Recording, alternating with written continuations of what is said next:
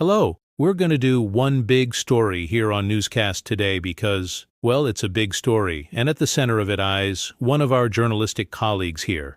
At the BBC, and the story is this: MI5, the British Domestic Intelligence Agency, has admitted lying to British courts on 3 separate occasions. And this was about a story about an MI5 agent who had attacked his girlfriend. That story was uncovered by a BBC journalist, and the misleading evidence that Emma gave was about what they'd told that journalist, and the evidence that they lied was, well, what they'd told that BBC journalist. So in this episode, we will be joined by my colleague Daniel de Simone, who will tell us everything that happened and the implications of what this admission from MI5 today actually means. So that's what you'll hear on this episode of Newscast, and Daniel's here. Now, hello. Welcome back to Newscast Afternoon, right? What a story. I think this is one of those ones where we'd benefit from rather than doing like the exciting things that have happened in the last day or so. Just go right back to the beginning, and I suppose that is the history of the person we're calling X, and his partner who we calling Bath. That's right, so X was an MI5 agent. He's a neo-Nazi, right-wing extremist misogynist, a very dangerous person, and he was in a relationship with a woman. We're calling Beth Umex as a foreign national. We can't say where he's from. We can't report that.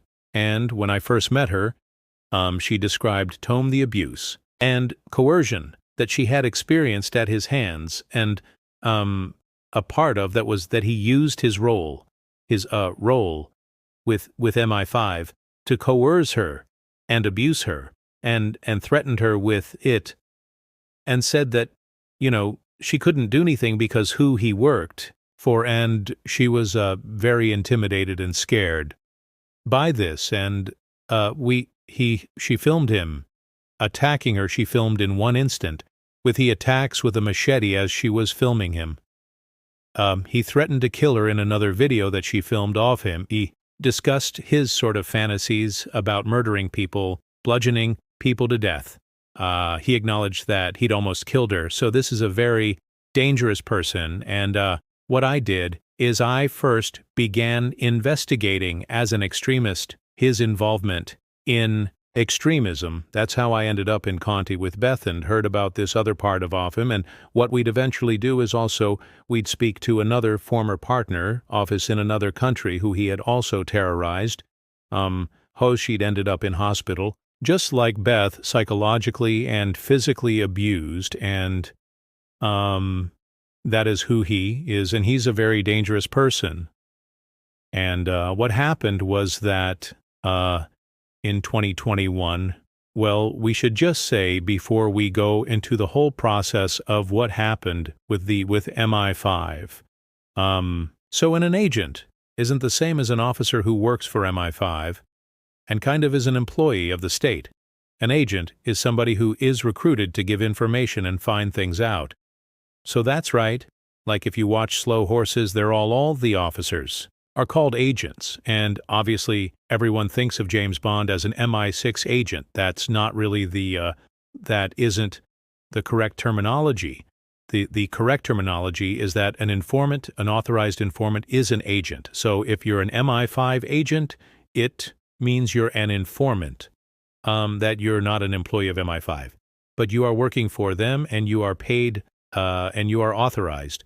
And what they do is they will task you to do things on their behalf, and then you provide them with information. So it's not, and they are allowed to break the law sometimes they're not meant to break the law, but there are circumstances where that does happen. The argument is that in order to fit, and they're going to have to behave in certain ways. I think with the issue with X is that he was using his position to coerce and abuse a woman in private. That wasn't part of his cover. That was something he was doing in private. And if you think of all the police cases we're all very familiar with where police officers are found to have abused their position, this is a similar situation. X on my evidence was a genuine and extremist. It wasn't something he was putting on, and things that he was saying and doing were beyond what he should have been doing as an informant. You're not me, there's a line, and you're not meant to cross the line. He was going beyond that in the things he was doing. Right? Let's go back to the timeline. Then so you get wind of this. You speak to the people involved, you corroborate the story to find evidence to back up what people were saying. When's your first engagement with MI5? And what were they saying to you? Well, so what we read today is that there's two bits to this. So when we sought to do the story in 2021, I wrote them in December 2021 with saying we intended to report that. X was an agent, he'd abused his position, abused partners, and obviously that raised real questions about MI5's management of him and how they'd allowed this to happen at that point. There was a big pushback from them, and it meant that they took us to the High Court. It took me and the BBC to the High Court to try and get an injunction to ban the story, to stop it coming out. And that led to a big legal fight between us and the government. That was the then Attorney General, Soel Braverman, who brought that case on behalf MI5. What happened in that case is that although we won the right to report the story and that the government didn't stop the story coming out, the government won on his name and identity, and so it meant that we couldn't name him or identify him. We had wanted to do that because our argument was there was a great public interest in revealing this man's identity so that women who may come into contact with him could be warned about him and be protected, because this man has a history of abusing women. He's a threat to children. He's spoken about wanting to sexually abuse children. He's threatened to kill children. He's a very dangerous person. The government argued that if we named him, that would create a risk to him, and that was unacceptable. And they convinced the judge of that. So we couldn't name him, but we broadcast a very significant story showing videos of him with his face blurred and other things. And what was it that was said to the High Court by somebody who worked for MI5 that has proved to be kind of so crucial now? Well, so within that case, a senior MI5 officer, a deputy director of the organization, gave a corporate witness statement on behalf of the organization.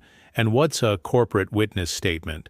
Well, so corporate witness is if you like someone who gives evidence on behalf of the organization. So they might not be the person who's been directly involved in the events that they're giving evidence about. But if you're they're the senior figure who's speaking on behalf of the organization.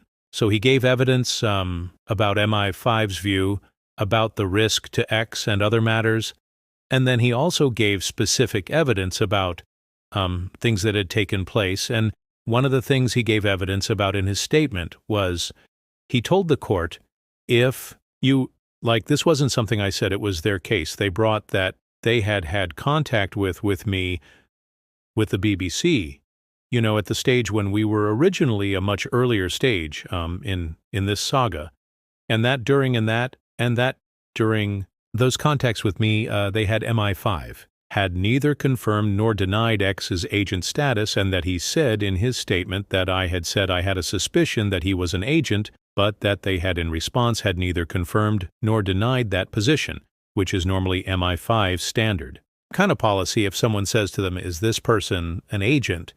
They say we can neither confirm nor deny, and it's so common, it's even got NC, yeah? It's even known by, just so it's a standard policy, and it's it's seen as a TMIC policy that is used by MI5, MI6, the Special Forces GCHQ, and it's used as a response to questions that are deemed to stray into matters that relate to national security, and it's a stop response. There is quite a lot of people think it's an unsustainable policy, that there are various problems with it, and it's used even when it shouldn't be, that it's become like a dogma.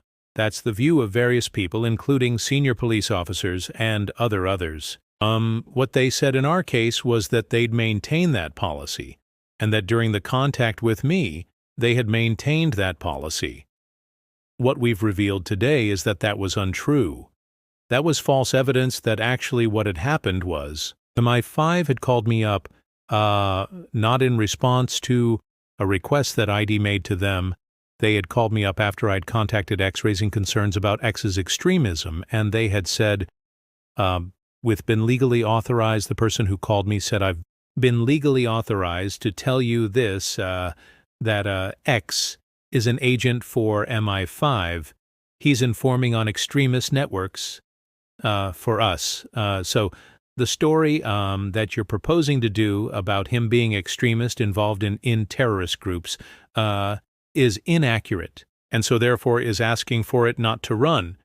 And my view was, and is that he is a genuine extremist. And so I don't, he's not someone who just putting it on, and I raised with them in those contacts that I was also aware of his violence and abuse, which wasn't something that had been in the right of reply to X when I contacted him. And I also told them during the contacts I'd separately heard that he was an informant. So the thing that they were telling me, I'd already heard that. That was obviously important because it was MI5 doing an authorized disclosure about this person's status, which they say they don't do.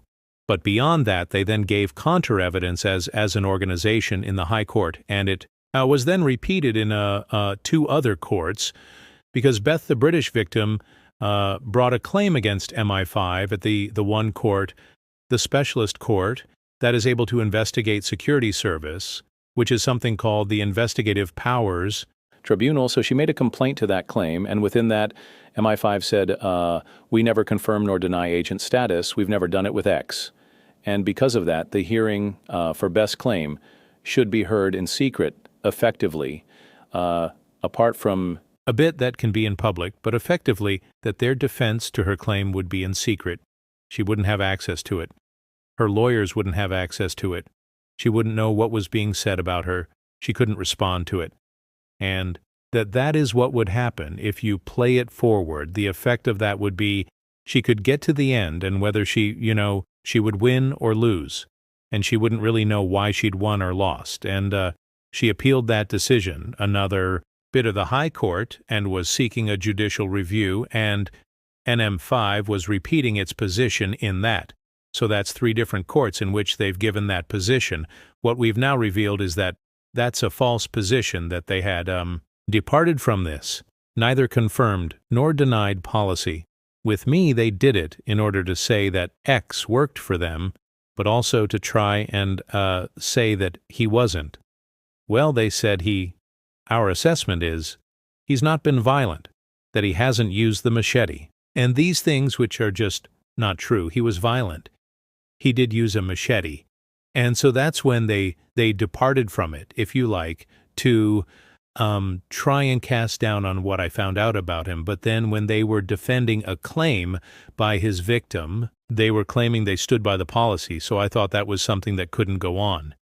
So me and the legal team here, we spent a long time working towards a strategy where we made an application to the High Court, and I wrote to MI5 last year to let them know this is what we were planning. Yeah, so how did you get them to say that they're in their